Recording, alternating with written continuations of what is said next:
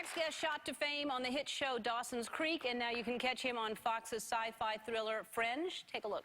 Once I get in to see Walton, you should probably take off. Head back to the Opera House before they figure out you're not who you say you are.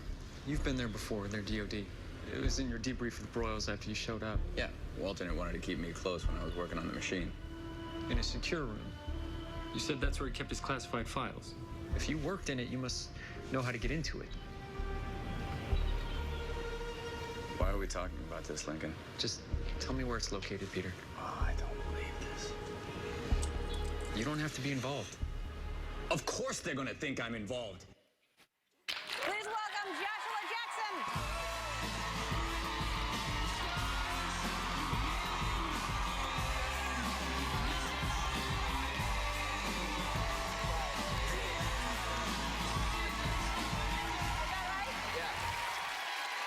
So it's your first time here. It is, it is. I don't know why that is, but welcome. Thank you. Good to be here. Yeah. Be gentle.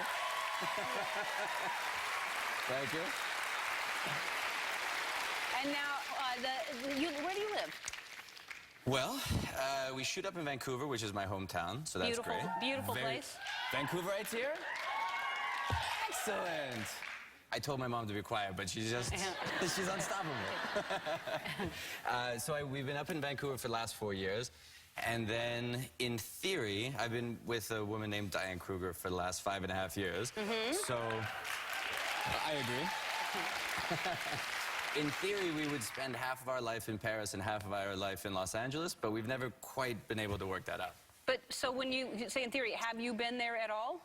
I know, I get the postcards whenever she goes over. It looks really pretty. Yeah. There's a lot of cool stuff there. A lot of super cool stuff, tall buildings. No, we went, in the off season, I generally go over there because she spends most of the year with me in Vancouver. And so I spend, 2 or 3 months out of the year. And then whenever the show is finished, hopefully I'll try and get it up to like 6 months and learn the language and become sort of Parisian, I guess. Yes, well, it's beautiful there. And so you would like to live there 6 months a year, which means you must really like it there. Well, I like her a lot.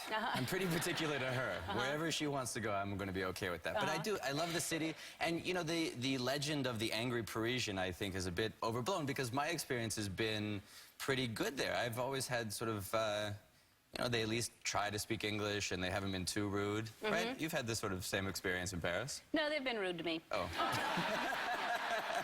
Right. Yeah. Now, Sorry about that. I think that it was a long time ago, and I didn't speak French at all, and I was trying, but I was not really good at it, and I think I should try harder when I'm there, I should probably try to speak French. Well, I think it seems to me like, because I went there 12 years ago as a backpacker, and people were pretty rude. Or I guess, God, that's even longer, 15 years ago as a backpacker. But it seems like Parisians have come to understand that people want to come and visit them, and that's okay. Yeah. So they at least make the effort to be more sociable, except for the waiters. Other than the waiters, everybody's pretty sociable. That's who I'm talking about. The waiters, they were the rude ones. And I'll tell you, there's a place close to, and I won't bust them because they'll never serve me again if they hear me say their name, but there's a place close to where we live in Paris. And every time we walk in there, Diane and I, they like fall over themselves. Oh, Diane, it's so good to see you. Please come in, have this best seat in the house. What can we get you? And I go in there by myself, and I swear to God, I could light my hair on fire, and they wouldn't give me a table. Really? Oh, my, it's like, I mean, seriously, I've stood there in the middle of the restaurant with my hand up, just going, please, I just want a cup of coffee. It's why they love her, because she's French? She's German, which is really weird. Oh. You'd think, like, I thought that's why they loved her or something like that. Maybe. They're intimidated, maybe, after that whole Next issue time I last go, century. I'm wearing a beret the whole time, just to try to... Well, you've got this straight. You're halfway there with the striped shirt. You're almost there. I know. I'm planning on I'm starting now. Exactly. Easing your way into it. Let's talk about Friends. It's the 4th season. Is that correct? That is. And tell people that have not seen the show what it's about.